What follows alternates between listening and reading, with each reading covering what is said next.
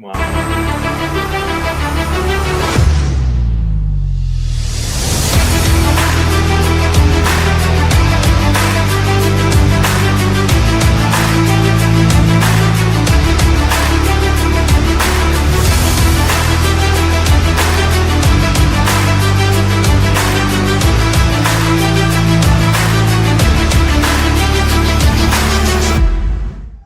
With the first pick. All right, ladies and gentlemen, welcome to our little live Q&A here for the release of the Top 50 Collegiate Board last week. I'm Tyler Jennings, not Jared tonight, but I've got a very special person with me as well, Mark Garland. First off, welcome to the site. I don't think I've actually been on a podcast with you since you've hopped over, but happy to have you part of the crew, man.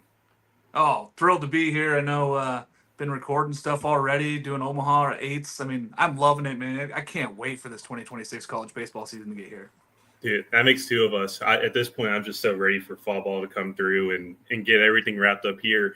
But yeah, tonight's just going to be like a chill night. We're just going to listen to what the fans have for us in questions. So if anybody did not see the release of the Top 50 last week, I'll put a link probably in either in the comment section here. Let me see if I can actually put it up here.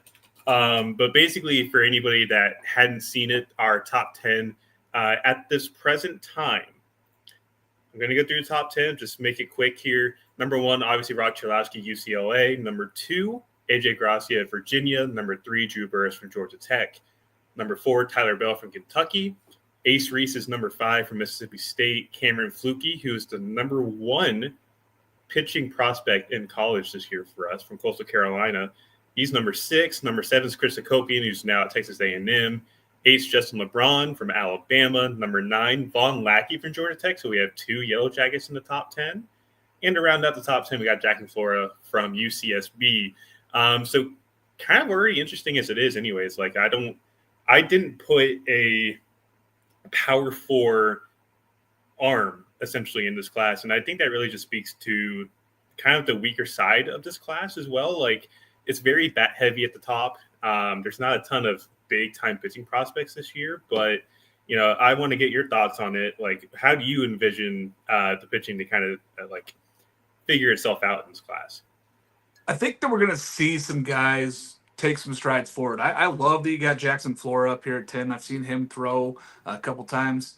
Tremendous stuff, right? And we know that it's good. He gets beat a little bit when he tries to locate the fastball in the middle of the plate. He got ahead of guys, tried to get ahead of guys early, and he got beat early. That happens. But some of these guys are really going to take strides forward. I think Liam Peterson's going to be better this year. I think you're going to see him get more strike percentage, and I think that was a big thing for him last year as he got behind in a lot of counts. And in the SEC, if you don't throw enough strikes, you're going to get hit, and that was shown right there. And it's the same thing in the MLB, so that's why the prospect there, just outside the top 10. But Gabe Geichel, and Ryan Lynch, I think he's going to make some steps forward. I think you're going to see guys take a stride. I think this list is going to shift throughout the year as we see where guys kind of have gotten better in the offseason. Maybe they've added another pitch for a strike. I think that's the biggest thing we look at, though, is that the arms aren't where they were last year, where we saw all these arms, these top arms that we knew were going to be high draft prospects. We knew where they were going to be going, and it wasn't the bats. This year, it's the bats. The bats are taking a front seat for this year's draft class, and I can't wait. I mean, it's going to be exciting to see which of these arms do step up and become the guy that we think that they are. But I love that you got Jackson Flora at 10. Yeah, I wanted to put him a little bit higher, too, to be honest with you, because, watching it through – whenever they came to Campbell last year, when Bremner and Matt Ager were still part of the rotation, like he came in out of the bullpen and I looked at it, I was like, okay, super flexible, super projectable. This looks fun. This looks really fun. And Flora was a guy that like popped pretty late in his high school cycle. I think it was Central California, like the Sacramento area. I think his brother's eligible this year too. Funny enough, he's a catching prospect, but like same body style, same everything. So like, whenever I saw that the first time, I was like, okay, this is good. Let's see how it evolves. And then this year was just completely, mind-boggling seeing what he could do just with 2 pitches. He didn't have a third pitch really, and it's mainly just been, heat-seeking fastball. Here's a sweeper with like 20 inches of sweep that just comes out of nowhere at like 85. Like, have fun hitting that. I think if he gets a legitimate out pitch for lefties this upcoming year, which I think he might probably work with like a like a kick change or something. I think he's going to be, without a doubt, one of the best prospects in this class. I would not be shocked about that.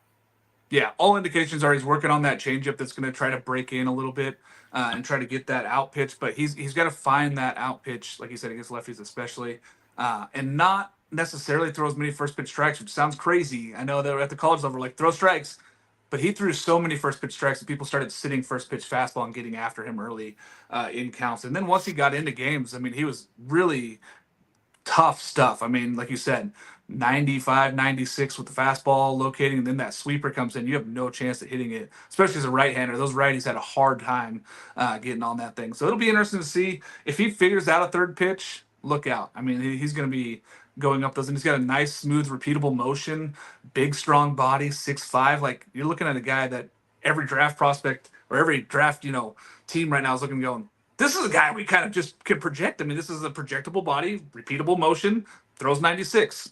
Pretty slateable. Oh yeah, absolutely. And I think the thing that helps him a lot too is how elastic he is. Like we talk about athleticism. This is a guy that just moves so fluidly, so dynamic down the mound. It's so tough for me to kind of quit a profile like that because athleticism is a big part of not only my evaluation process, but it's the same for like most other scouts too. Like trying to think, we had Brian Bridges on the podcast not too long after the draft, and that was one of his first scouting pillars he mentioned was athleticism. Athleticism is so important this day and age now. So that for me, like learning from these guys moving down, athleticism is one, if not two, for me on the scouting pillars now. So he's very fun. I'm excited to see what he can do. I do want to talk about the top tier of this draft class since Jay asked a question here. I do want to ask, what is that drink in that little profile picture? If we can get an answer on that, that'd be fantastic because it looks really, really good right now. But Jay, I think the top tier of this draft class, looking at the college side, if you can get to, I'd say a Copian, so maybe like top 7 of the college list right now. I think LeBron's kind of a little bit off that right now because of the fact that there's just so many questions with the hit tool. But I would also still consider him because he's such a good athlete. He's such a good defender at shortstop. He's got the power now, which is something he didn't have his freshman year. I think he's kind of like borderline there. Von Lackey, I think, could probably jump in there if the production kind of comes up this year and kind of, does what he did last year, but then improve upon it. Because I think there's some stuff to improve there. But Lackey is amongst one of my favorite college profiles I've watched in the past few years. So I would say top 7 guys, so Chalowski, Gracia, Burris, Bell, Reese, Flukie, and Hakopian, and go from there. I think, like Mark mentioned early on, too, like this list is going to change so much in the next calendar year. It's right now is kind of trying to see where you can place some guys and make some guesses moving forward. Like Cameron Flukie, I will admit to this. I really like Flukie as he is. I think Matt Williams has done a fantastic job kind of molding him and the rest of that pitching staff at Coastal. There's also a lot of projection there. He's already into mid-90s. I think the stuff's going to get better. And that's kind of the reason why he's as high as he is for me and for most other sites as well. Like, given he's grown into elasticity. He's 6'6", 210. He's going to be pretty young for this draft class. He's already touched 98. He's throwing fastball strikes, which I understand, like, it's a high release. It's not going to play as much. In a vacuum, though, it's in the zone so much. Guys can't slug it. It's a really fascinating pitch to kind of dive into because as much as this is a pitch that doesn't miss bats and he's in the zone a lot, guys aren't doing much damage against it, which is, again, another great foundational piece for any prospects. So, I think that's where I would put the top tiers, like these 7 guys right now. And that probably changes, admittedly, within the next 6-7 months. But I'd say right now, those are the 7 guys to kind of watch in that top tier. Yeah, and if you asked me, last April, I would have had LeBron in there, right? Like, he kind of trailed off a little bit with the hit tools late in the season. I think that he's going to shore some stuff up. He could easily jump into that top tier list and be right there. Von Lackey, again, I want to see some more professional type approaches for him. He's got all the raw tools, and he could be a very talented draft pick. I want to see more of the professional tools come out from him and his at-bats. I think that's a big thing moving forward. I think that was good for him. Team USA this summer just to get some different approaches. But like you mentioned, Fluky is one that another year under a tremendous pitching coach, and he's going to keep working, keep getting better. 6'6", 210. That doesn't necessarily not translate. I don't think he's going to drop out, even if he struggles a little bit this season. The tools are there, and what you're looking for as far as a draft prospect, I don't think that that's going to change much. He can only get even better. He could work his way into the 1-1, depending on how that goes. I just believe that another year under Williamson is just going to be tremendous for his development. Yeah, absolutely. And I think as if the hit tool makes or takes the corner that I think get well, and it improves to a point where his contact rate is hovering around 80%. He's not chasing above 30%, and he's able to really do damage against breaking balls. I think that's the biggest thing. Is like elevated velocity. He did a very good job of putting bat the ball on it, barrel skills. There's a lot of power there that again wasn't there his freshman year.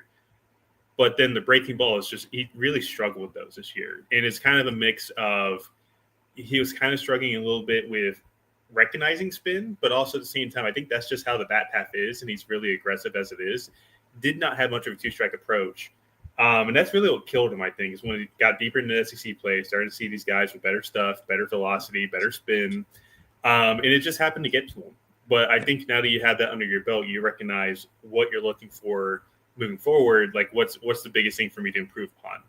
You know, if this is a kid that's, I would even say like 45 hits, maybe 55 power, but you put a 6 on the glove, that's a top 5 pick. I really do think it is.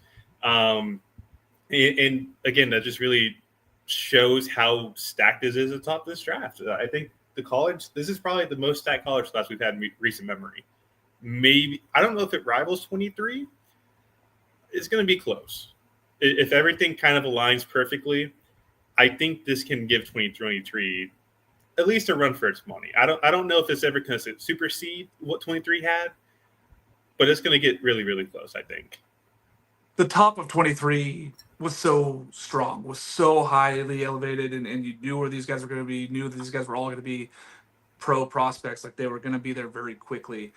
This one here, you're gonna see a little bit more development. It's a little bit more of can these guys really develop into the player that they all think. The projections are high for all these guys.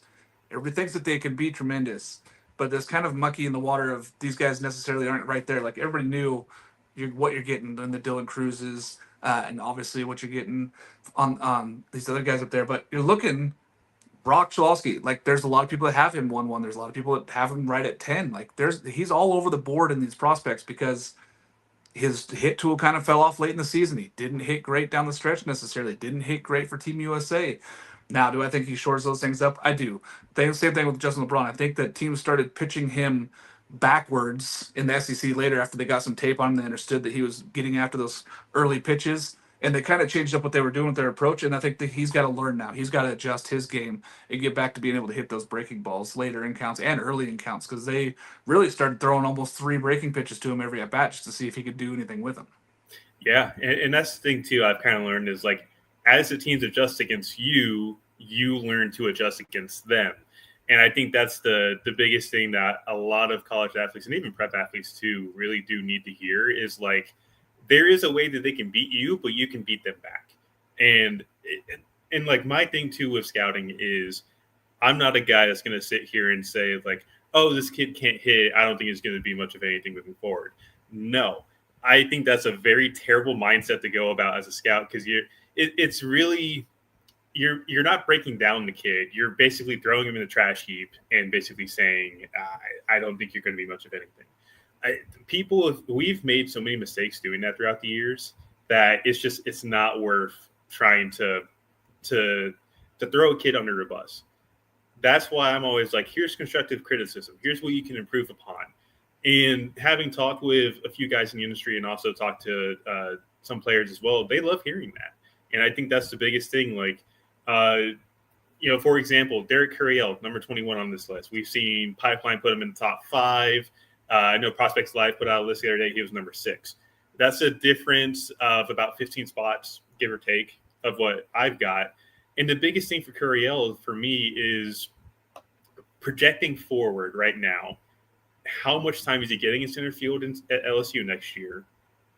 Probably none, because Chris Stanfield's returning.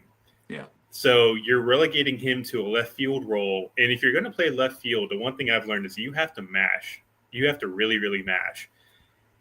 Gurriel just doesn't quite have the power of some of the previous guys who, like, they could play center field, but they move off to left field moving forward. Like Eli Serrano a couple years ago, NC State. He was a guy that, yes, it was a hit over power guy, but he's also 6'6", 220, 215 maybe.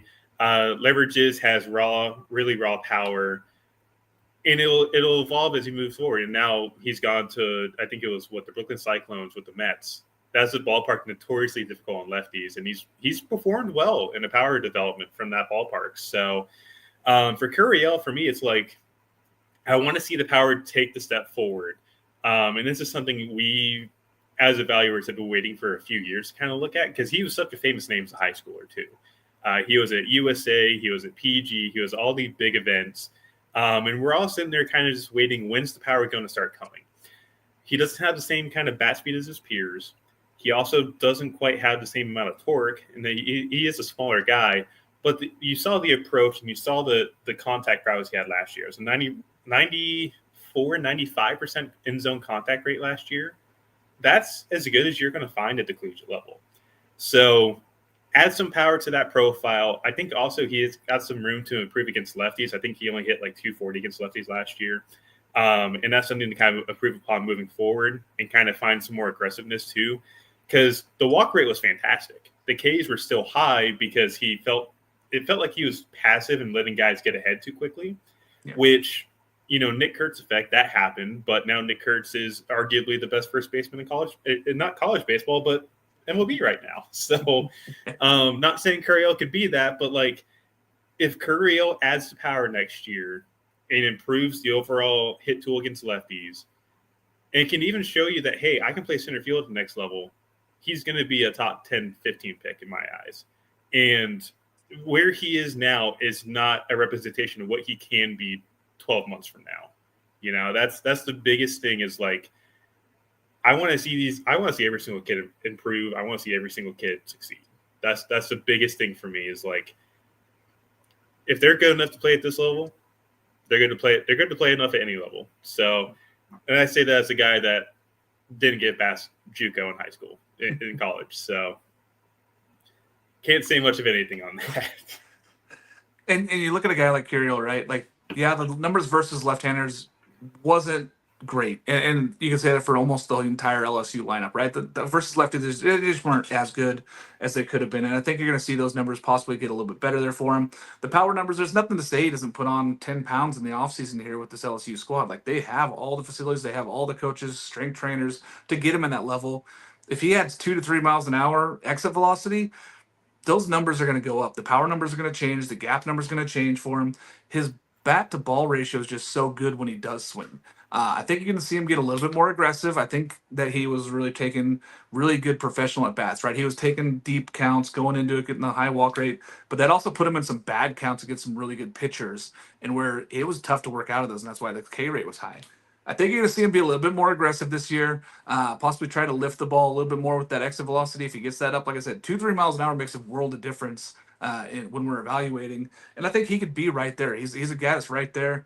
The center field numbers are going to be interesting because, right, I don't think we're going to see him play center field much, if at all. It'll be very interesting to see how that works out, whether we can see that from being a left fielder, especially at Alex Box, where it's not necessarily huge ground to cover. It's not a big left field to cover. It's going to be interesting to see if that translates and says, okay, he could play center field at the next level. We just haven't seen it. It's a tough gamble.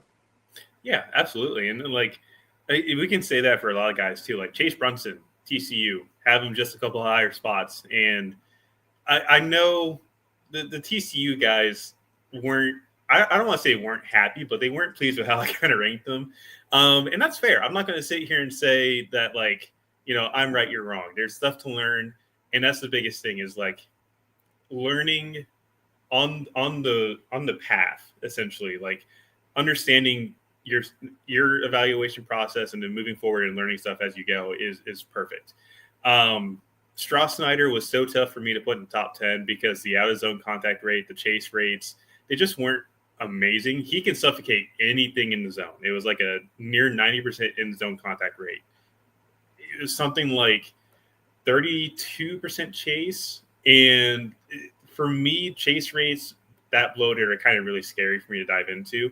Jack Caglianone, first thing that really caught my eye, chase rate 40%. Yeah.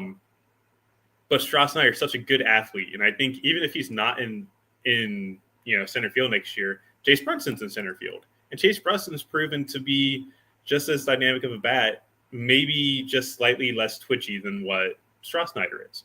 And Brunson, for me, he really needs to shorten the swing up. There's a lot of times when I was looking at film, and you see, I'll try and make my best interpretation of like a bat here. Ball comes in on the hands. It's legitimately right here on the barrel. The barrel's out here. It's coming in on the handle. And I think that's the thing for him is if he can turn and burn those pitches on the inner half like that and shorten the swing, he's going to be super valuable, both in terms of college and in terms of a professional outlook for him. Because he's already good enough. I think right now with the gap-to-gap prowess that he has and the power that he's shown, I want to say he was like a 20th round draft pick in 23. He might be a top 20 pick this year, to be honest. So, hey, those are two guys that I think, just looking at the plethora of college outfielders too, I have in that little like 10 or like 11 to 25. So like looking at Strasnyder 12, and then Logan Hughes, Caden Sorrell, Chase Brunson, Zion Rose, Derek Curiel, all in a row from 17 to 21, and Lucas Moore in there too at 14. Like, there's just so many, many guys. There's so many guys here that could just surprise you and really take off. And then that's not even talking like Aiden Robbins now at Texas, who's at 29. I thought, looking at the data, like I could put him a lot higher. And I had some reservations about, like, you're looking at the Cape. Like, yes, he's the Cape batting champ, but he struggled against sliders with wood bats. How does that improve going forward next year, especially now that you're in the SEC going from Seton Hall? Yeah. How is that going to affect his stock moving forward? And how does he improve upon that? So there's really, again, a lot of good bats in this college class, and having to rank them all, it was a nightmare. It really was. And you look at this list, a lot of these guys have room for improvement, but the guy, and the reason why you probably have him at 12 and just outside the top 10, but so high is Sawyer Strasnyder, right? His room to grow to where he could be dropping that swing and miss rate, dropping that chase rate. If those numbers go down, you're going to see a tremendous jump in average and possibly power numbers going up too. You got to remember he was only a freshman, so you're talking about a guy that's coming back. He's going to be bigger, stronger. He's going to be used to college baseball after a year. The year of college baseball takes a grind on you. I know a lot of these guys in high school that you're just coming in every single week. It's the same kind of thing. You got to get in that routine. It's tough with travel and everything else weighs on you. You got school going. I think that you're going to see that he might have the ability to make the biggest leap forward as far as changing that perspective. And he could be a top 10 guy easily if you start to see those chase rate numbers go down and the out of zone stuff. You're going to see him jump, I think, into the top 10. Yeah, it would not shock me at all in the slightest to see him in the top 10. Lucas Moore could be a top 10 player too.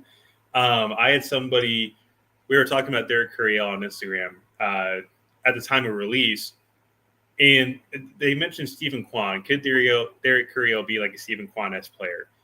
I think there's a steeper path for him personally, but then you look at Lucas Moore, who is a 70 grade runner. He's a guy that's a slappy hitter, but he knows how to steal bases. Impressive. He was like 53 for 54 last year. It was something ridiculous. And that Louisville team just ran like hell. I think Zion Rose had like 35 stolen bases.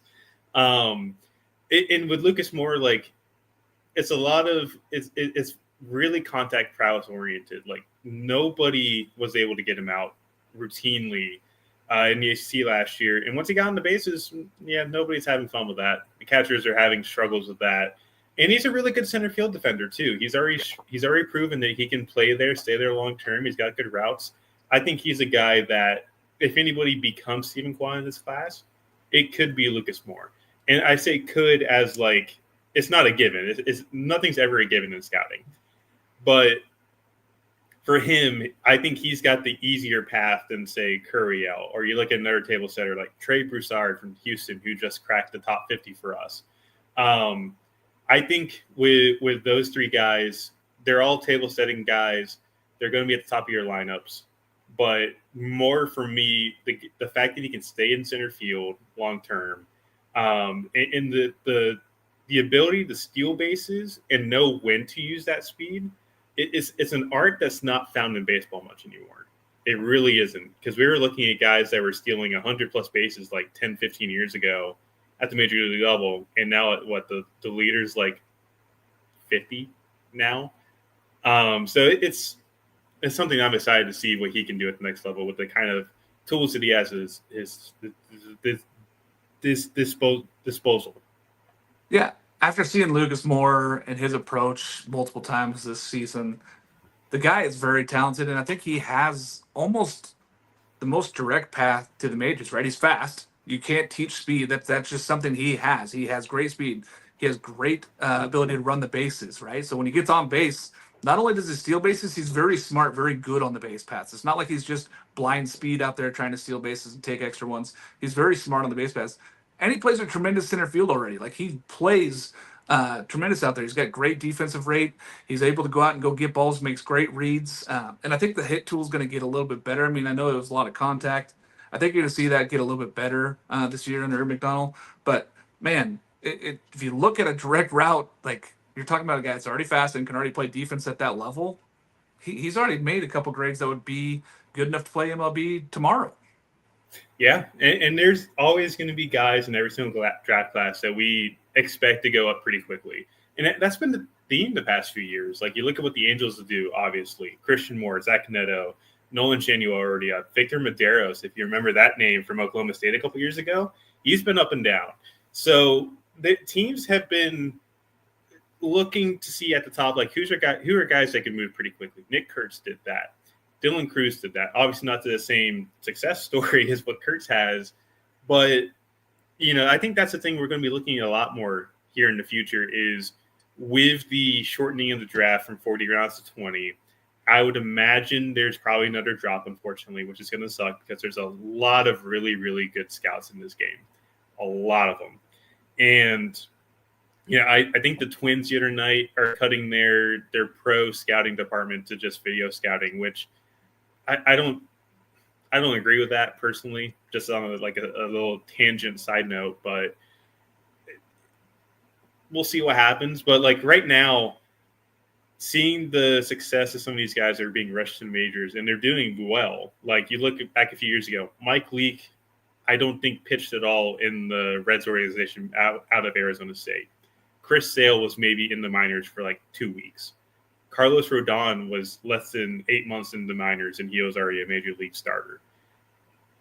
You look now, there's like 3 or 4 guys from each draft class that could be up in the majors within a year or two. So I think there's going to be a lot of stuff moving forward where guys like Lucas Moore, or you look at some guys at the top, Rob Chalowski could probably fly through the minor leagues too with the amount of talent that he has. I still stand by what I say when I think that he is the best amateur I've ever seen at this level. I stand by that because I understand like his collegiate national team in Japan wasn't great, but what he showed in Cary during trials was really, really, really smooth. I really do like the fact that he's just a potentially 5-tool player. I think he's the closest thing to a 5-tool player in this class than anybody else. That's why he's number one. And I think looking at what we've had recently, we've not had a wire-to-wire 1-1 since like maybe Adley at this point. I think he's a guy, actually maybe Torque. Torque was, I think, 1-1 for the entire cycle. But ever since those years, like, we haven't had one. Yeah. I think Rock has the easiest case to be the next one. And it's definitely going to look like it unless something really drastically changes in the spring. Yeah, plays a premier position on a team that's, looking to return to Omaha, returns so many players, and you're talking about a guy that really, does. I saw him 6 or 7 times this year.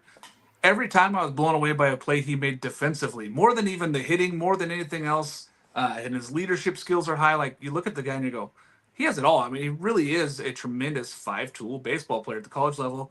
Does all that translate over to the MLB? You'd like to think so. Defensively, it already does. You look at him, he's a defensive shortstop today, which is something that you just don't see. He's a big, strong kid, and he's ready to play right now. he's the best shortstop in this draft class, and he might be the best shortstop that we've seen in a long time when we look at draft prospects. Over under, is he better than Dansby Swanson? I think that, oh man, I think that he has a better ability to make great plays, and I don't know if the routine plays is better than what Dansby was bringing defensively. That's fair. That's fair. I think that's a very fair statement to make on that, because I still remember when, granted, this was like junior year of high school for me. So I probably just aged myself a little bit. Or made somebody feel bad about their age. I apologize. If it helps, I turned 27 tonight. So happy birthday. We're thank you. I am already 1 year older just by starting this today. So but like, I remember guys talking about him being one of the best recent amateur guys in the past 15, 20 years at that point. And I think now Rock is deservedly getting that kind of same like praise and prowess. So it's great. Again, this is just such a really, really good class top to bottom. And now that I think about it, there's another guy from TCU that I did leave off the list. I think some people are going to be asking about Tommy Laporte. Biggest thing for me, kind of projecting forward what he can be. Like, obviously right now, fantastic college baseball player. There's no ifs, ands, or buts about it. I think there's a world where he should have won the Big 12 Pitcher of the Year this year. Not saying Antoine Jean didn't deserve it, but No. Laporte, if Jean didn't win it, Laporte wins it. Yeah. The biggest thing for me moving forward with him is when you look at projecting somebody, he's already 6'4", 230. He's built like a bodybuilder. And when you go down to like the minute details, and this might be cherry picking a little bit, but the biggest thing with him is the fastball kind of relies on velocity to miss bats at this moment, which, the fastball shape isn't terrible, but you're going to lose some vertical break when you go to the minor league ball and then obviously to the major league ball. As of right now, it's not a shape that's going to be missing bats at a high clip. He hasn't missed bats at a high clip at this point. And I think it's just going to regress a little bit. And if he loses any sort of velocity from what he has now, it's really tough to find success with the heater if he's not, 97 to 100 like he already is. So I think he's a guy that, like, as much as I hate to say it, there's a tougher path for him to really succeed unless there's stark changes with the fastball quality and the shape moving forward. The biggest thing, too, the changeup's above average. I think the changeup's his best pitch. The slider can be inconsistent. He doesn't spin it very well. I really would like to see the slider get better if there's going to be more success and more of a longevity in terms of a starting role for him. Because if not, I think he's a guy that can play at the back end of a bullpen, still throw 100 with good changeup. But again, it's just really tough to project a starting role on a guy that, looking at it in a vacuum, hasn't really missed bats at a big clip. Pitching so volatile, it might not be the same in 2 or 3 years. It's really tough for me to project upon that, and that's why he ultimately missed the list. But that's not going to be me saying he's a bad baseball player. No, he's great. Like, I think he's a guy that you look at it, he's an absolute workhorse. I think is probably the best way to put it for him. And he's built like one. He's going to be pitching like one this year. I wouldn't be shocked if he breaks 100 innings if he stays fully healthy. I think he's a guy that goes a lot higher than I think at this point, just because of the fact that he's had that track record of success for so long. But again, the biggest thing, I just want to be able to see if he can spin the breaking ball better. I want to see if the fastball gets better as well, because I feel like, again, if it doesn't and the velocity drops, it's just not going to be the same kind of success that he's going to find at the next level when he faces guys at AA or even AAA. So that's the biggest thing for me, is kind of like seeing how that projects moving forward. And right now, it's just a little tough. Yeah. For me, I look at him and he's a competitor, right? He goes out there and he competes every single time, every pitch he goes out there. But you said, the four-seam fastball doesn't have a lot of break on it. It doesn't necessarily miss bats. even if he lost a couple of miles an hour, but switched to a two seamer or a cutter, something that has a little bit more break on it, a little bit more, just a little bit more edge on it than what he's got right now. I think that that would be better for projection wise. And the slider, like you mentioned, sometimes it just came out flat. Sometimes it was flat and it was very hittable. I'd like to see that get that more drop in that slider. If it just drops just a couple more inches, then you're going to see less of that flattening where those left-handed bats were able to get after him a little bit. That was staying in the zone too long with that slider. I'd like to see it dropping off a little bit more. So I think it's just a couple little things, and he's got such a big body, such a big, strong dude, and he's a competitor that he could make those adjustments. Or he's just going to go out there and just compete and keep being what he is and throwing so hard and relying on that fastball with the velocity. But yeah, anymore, 97 to 100 is not going to fool double A, triple A, and MLB guys. You got to really have something that has a little bit of an edge to it. Yep. The best thing I've heard talking to guys in the industry, being weird as a pitcher is good. And being too cookie cutter is it's just too normal. So that's the way I look at it. I think I don't want to say he's cookie cutter. He's definitely got some unique traits to him in terms of a guy that's like, he's already been throwing this hard for so long and he's got the track record for it. But projecting it from facing guys in the Big 12 compared to facing guys in like double A is different. So we'll see what he does. I fully feel like he's going to be a guy that goes higher than what I think he is right now. I fully do believe that. And speaking of another guy that would do the same thing, Daniel Cuvée. This is a guy that just missed the list. So Canes Cat Heat 305. I do apologize for Cuvée not making the list. But I'm going to give you my reasoning here. The biggest thing for Cuvée, you mentioned, I'll bring up his other comment too, because he brings up Yo-Yo Morales. Yeah. And I'm not going to say there's not a direct link. They are both similar players. They're big body third basemen with big power. Always had question marks if they could play third base, maybe move to first base in the future. And I know Yo-Yo did move to first base this year at AAA. Cuvée, I think, is a bigger bodied guy. He's stiff. It's very, very tough for me right now to kind of look at that and go, it's super athletic, but my God, can that kid mash? Like, it's ridiculous pop. But he doesn't adjust. The chase rate is really bloated. I think it's close to Jack Tag levels. It's like 35%. The swing and miss underneath the hood, too, is not the greatest. But again, it's 70 power, and that's going to be a carrying tool no matter what. And the biggest thing, I think he might even just play first base next year. I'm not too sure what Miami's going to do with him. I'm interested to see what he can do to kind of fix that. Because again, the guy is going to, I don't want to say he's a true outcome hitter, like a Joey Gallo, where it's walk, strikeout, or he's going to hit a ball 500 feet. I think Cuvée definitely has more of an approach than some of these guys. But again, it's just the stiffness of the athlete, the idea that he's a first baseman a lot sooner than we think. And I just don't think the hit tool is as good as we think it is. But again, 70 power. You look at Ethan Petrie. I thought the same thing last year, where it's like, I don't know if he can hit, but the power is really good. And here we are. He's a second rounder for the Nationals because he found the balance of, here's what my hit tool can be while also still maintaining the power. If Cuvée can do that next year, perfect. He's easily a day one guy. It's just, I really want to see it first before I go ahead and say, oh, he's exactly what Yo-Yo is going to be in like the early second. That's just me personally. But again, prove me wrong, please. I have been upfront with multiple people saying this. I want every single kid to go out there, see what I put out there, and prove my ass wrong. I am with you. I love Cuvée. I think that he's another one of those guys that's a competitive guy. I'd like to see a little bit more composure in big moments. I think that his hand speed is so good, right? You look at how quick his hands are through the zone. It's surprising that the swing and miss rate is where it is with how good his hands are. And then you look at the defensive side. He's a little stiff. He's a little kind of blocky when he's out there at third base, and he's not a bad third baseman by any means. He's playing at the highest level at Miami, playing third base.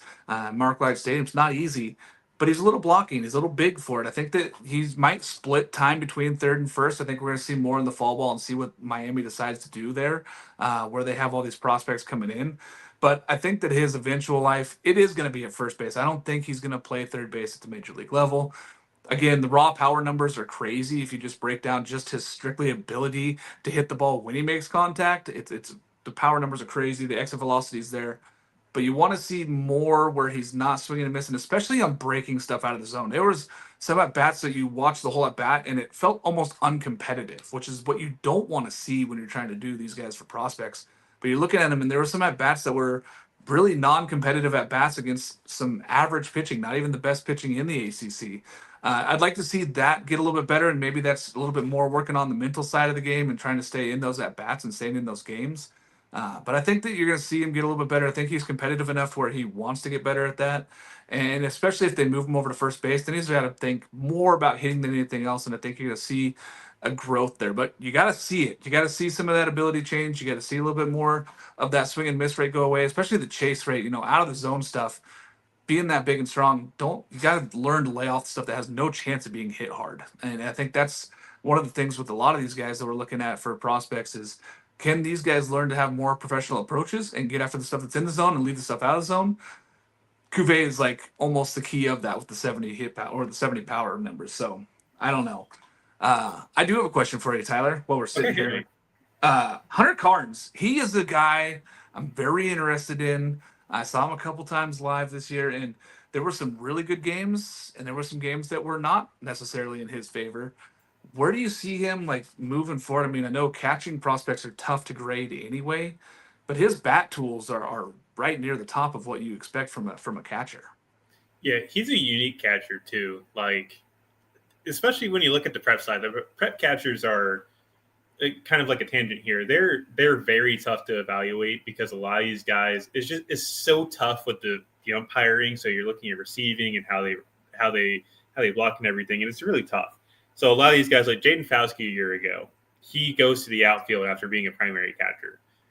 Hunter Carnes is admittedly a very unicorn-esque catcher.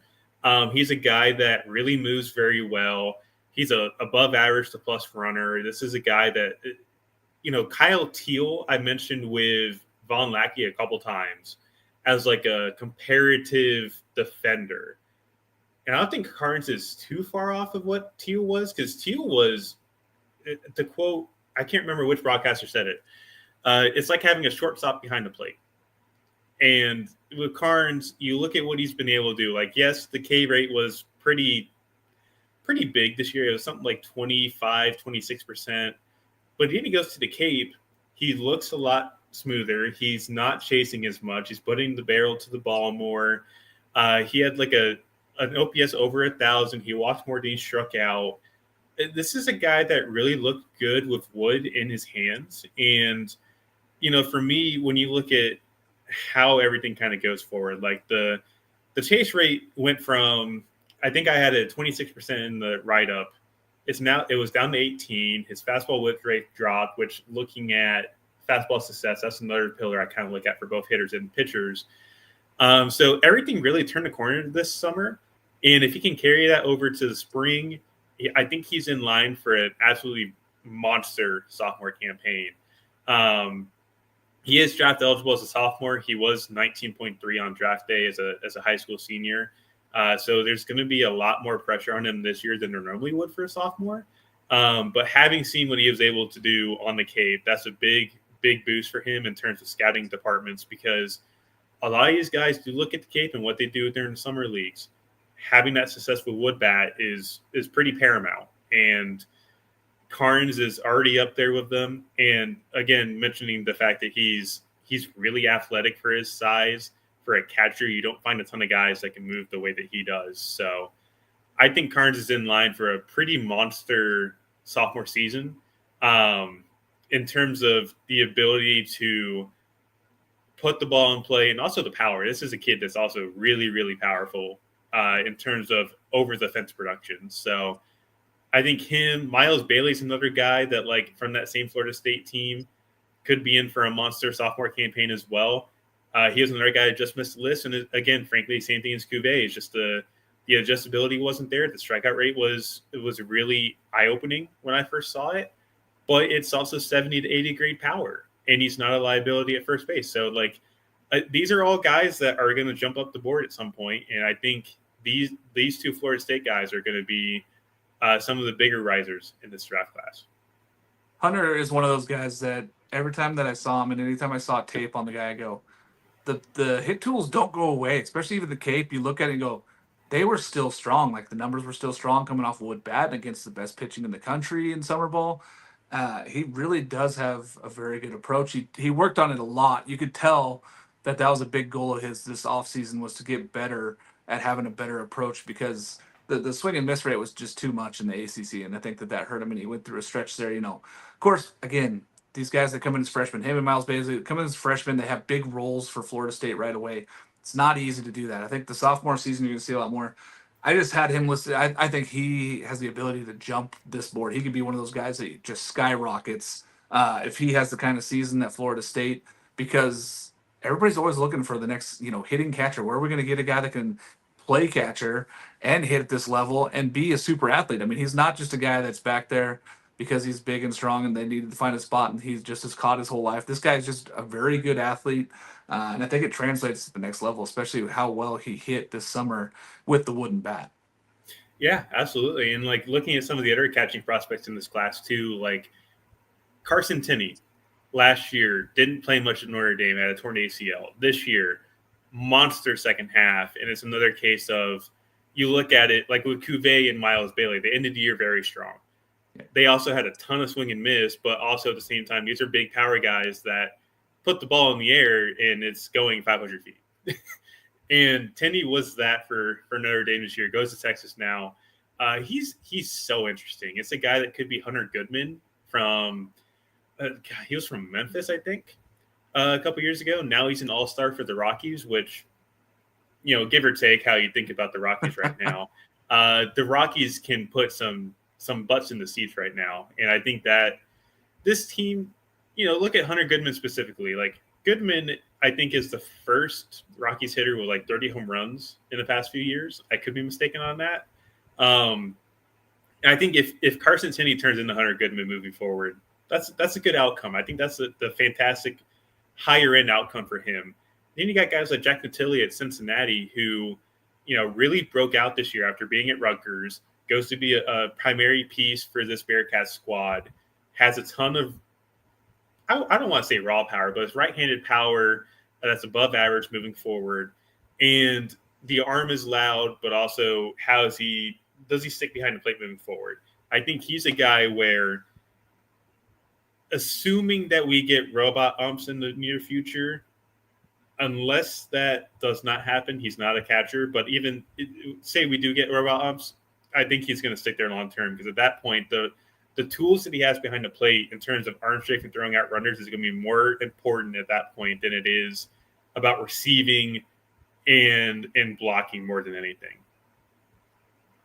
Yeah, and Natilli, he's not necessarily the best receiver, right? And that's what we're discussing right now. But the hit tools, man, he can hit. He showed he can hit.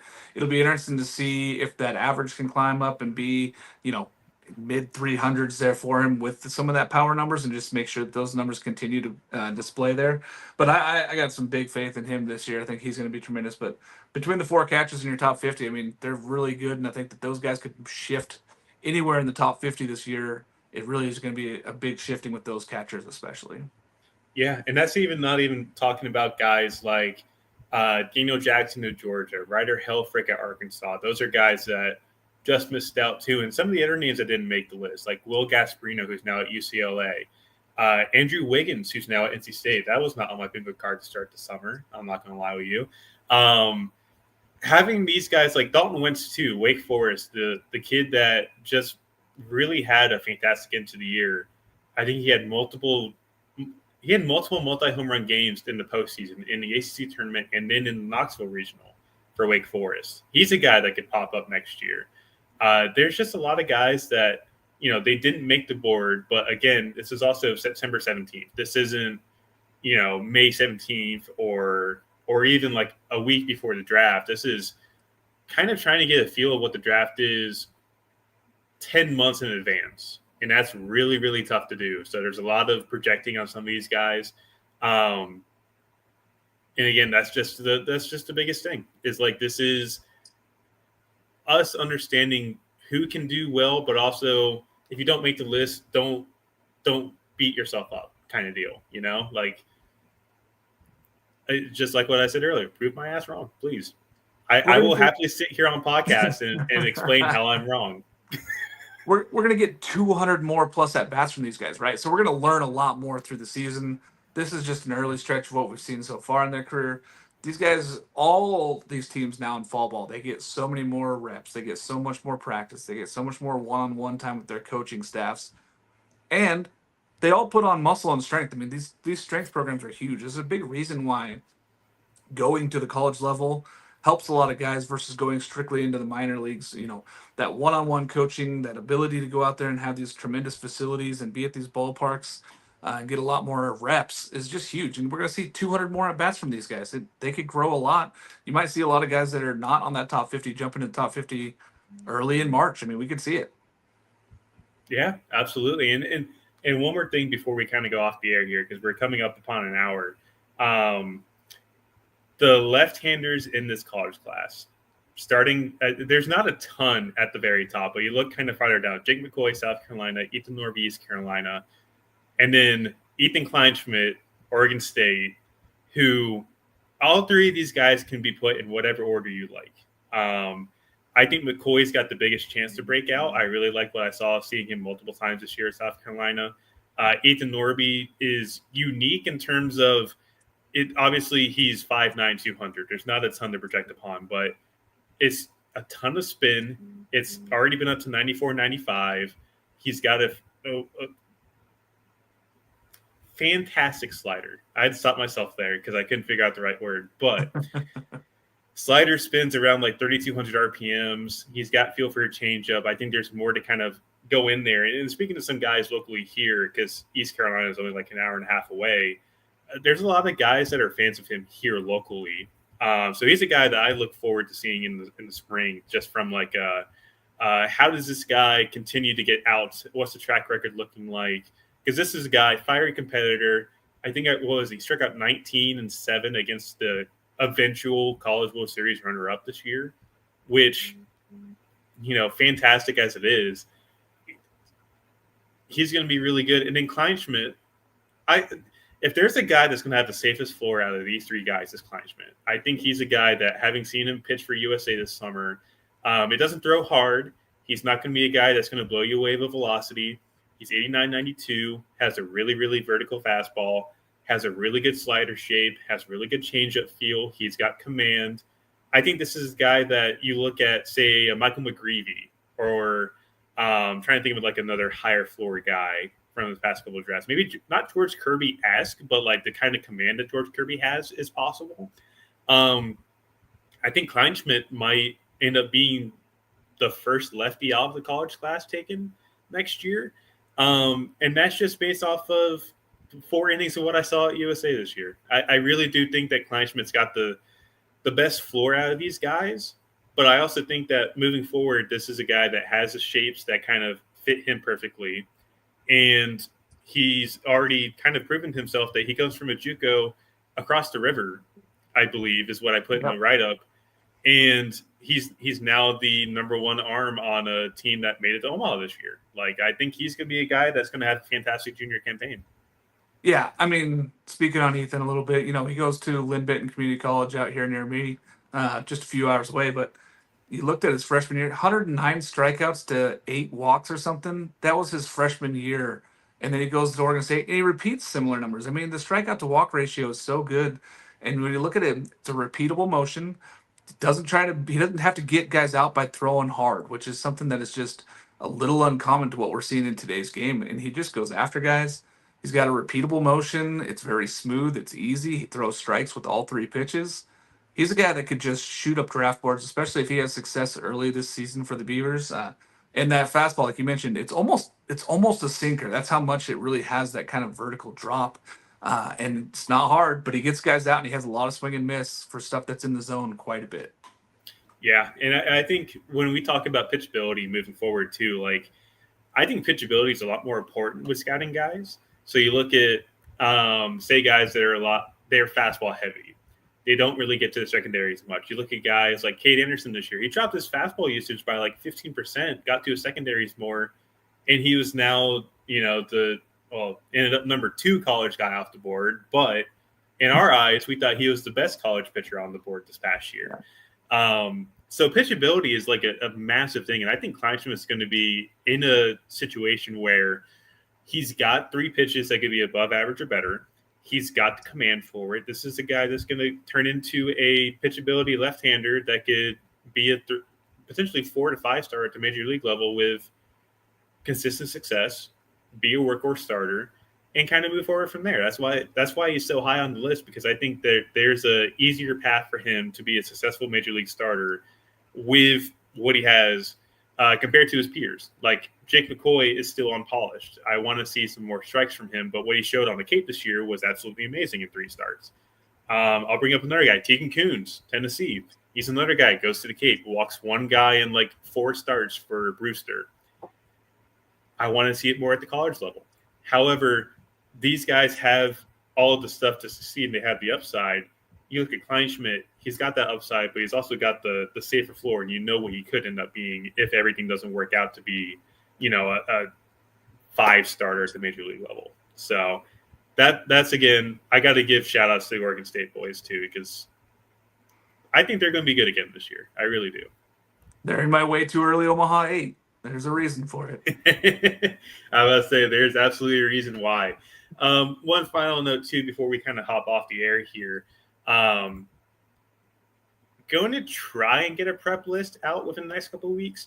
It's going to be a little tough because right now I'm working like 5-6 days a week, and then have this outside of here, and then also got a couple of trips planned for the next couple of weeks. So going to be interesting to see what I can push out, but I'm going to try and get out as quick as possible. Then we'll have a similar Q&A session and talk about the rankings as well. We made it an hour tonight with only a couple questions, which is fantastic. So thank you guys that did ask questions, and hopefully you got to enjoy us rant for a couple of guys. But again, this is a draft class that it's very eye-opening how much talent there is at the top of this class, and I really do think that there is going to be some guys that pop up this year. I think if you didn't make the top 50, or you have a guy that you had liked to see the top 50, they'll be on a list future down the line. I really do think that some of these guys that just missed out are going to, again, prove me wrong